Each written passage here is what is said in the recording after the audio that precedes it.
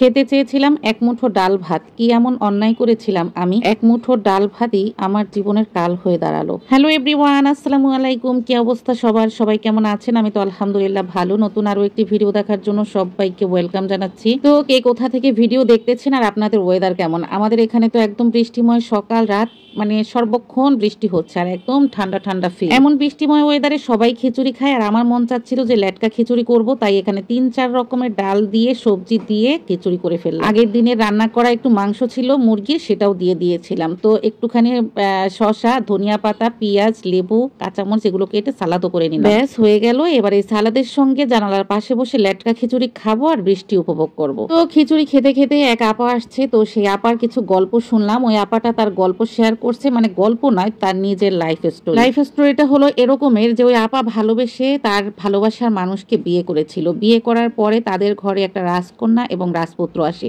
যখনই রাজকন্যা রাজপুত্র আসে তখনই তার বর তাকে ফেলে চলে যায়। পরবর্তীতে সে গার্মেন্টসে চাকরি করে, তার বাচ্চাদের তার মায়ের কাছে রেখে দেয়। গার্মেন্টসে চাকরি করে তার বাচ্চাদের এখন সে মাদ্রাসায় লেখাপড়াও শিখায়। হঠাৎ করে তার বর একদিন তাকে ফোন দিয়ে বলে যে এরকমের আমি বাড়িতে আসছি, আসার পরে আমার বাবা মা আমাকে চেপে ধরে আর এক জায়গাতে বিয়ে দিয়ে দেয়। তারপরে আমি তোমার সঙ্গে কোনোভাবেই আর যোগাযোগ করতে পারিনি কিংবা রাখতেও পারিনি। প্লিজ তুমি আমাকে মাফ করে দাও, আমাকে ক্ষমা করে দাও, আমি পুনরায় তোমার কাছে আবার ফিরতে চাই। তো ওই আপাটা এতই নরম মনের মানুষ, সে ভাবলো যে যাই হোক, সে যখন এমন ভুলটা করে ফেলেছে, সে যখন ফিরে আসতে চাইতেছে, তো আমিও তাকে ফিরিয়ে নেই। তার ভালোবাসা মানুষ তাকে কথা দিয়েছিল যে সে এসে চাকরি করে তাকেও ভরণ পোষণ দেবে, তার বাড়ির স্ত্রীকেও ভরণ পোষণ দেবে।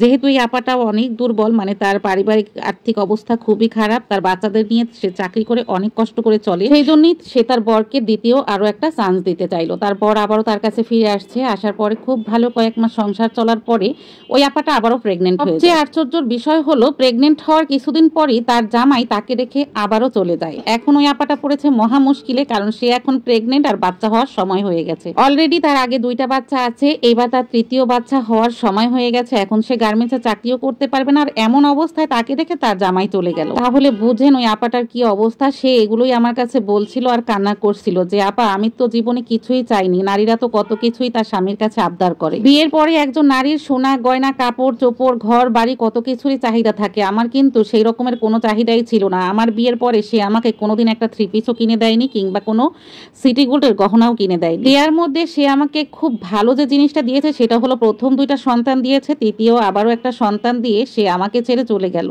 কেন গো আপা? আমি তো তার কাছে কিছু চাইনি, শুধু তো একটু ডাল ভাত খেয়েই বেঁচে থাকতে চেয়েছিলাম। অতি সহজ সরল হওয়ার প্রতিদান যে সে আমাকে এভাবে দেবে আমি কখনোই বুঝতে পারিনি। সেও আমাকে একদম সহজ সরল ভাবে ঢুকে গিয়ে ঠকিয়ে দেবে। এগুলো বলতেই তার 2 চোখ গড়িয়ে পানি পড়ে যাচ্ছিল।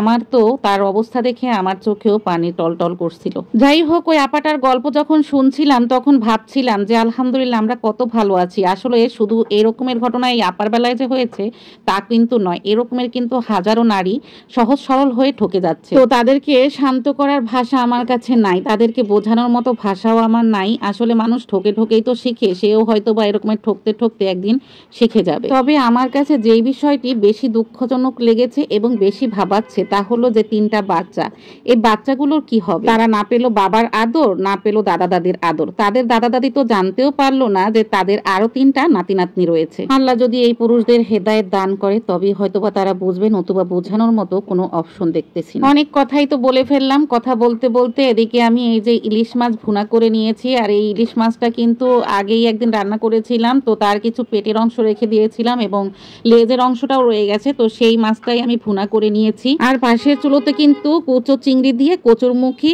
আগেই রান্না করা কমপ্লিট হয়ে গেছে, ধনিয়া পাতা দিয়ে নামিয়ে ফেলেছি। আর এখন আমি হলো কচু চিংড়ি দিয়ে আবার করলা ভাজি করব। আর এইটা একদম কচু চিংড়ি, সেজন্য একদম কাটাকাটি করা হয় নাই, বাস আমি পরিষ্কার করে আস্তই দিয়ে দিলাম। করলা ভাজির ক্ষেত্রে চিংড়ি মাছটা ইউজ করলে করলার কিন্তু অনেকটাই তেতো ভাব চলে যায়, আর সেই সাথে যদি একটু রসুন কুচি দেওয়া যায় তাহলে তো বেশ আরো ভালো হয়। বেশি পরিমাণ যদি পেঁয়াজ কুচি দিতে পারেন তাহলে তো আরো স্বাদ বেড়ে দ্বিগুণ হয়ে যায়। সেই সাথে হলুদের পরিমাণ কম রাখাটাই আমি উত্তম মনে করি। তো এই ছিল আমার আজকের রান্না বান্না। আশা করছি আপনাদের কাছে ভালো লেগেছে। যদি ভালো লেগে থাকে অবশ্যই লাইক, কমেন্ট এবং শেয়ার করে সব সময় সাথে থাকবেন। আপনাদেরকে এরকমের নিত্য নতুন ভিডিও দেওয়ার চেষ্টা করব ইনশাআল্লাহ। আমার আজকের এই করলা ভাজিতে আলুর পরিমাণটা বেশি হয়ে গেছে, তাই কেমন যেন একটু ছেঁড়া বেড়া হয়ে গেছে। যাই হোক, রান্না বান্না একদম কমপ্লিট। এখন আমাদের দুপুরের খাওয়ার পালা। আমার খাওয়ার প্লেট সাজিয়ে নিয়েছি, এই যে মাছ নিয়েছি, কচুরমুখী আর করলা ভাজি। তো এই ছিল আজকে শেয়ারিং। আজকের মতো বিদায় নেব, কথা হবে নেক্সট ভিডিওতে। আল্লাহ হাফেজ।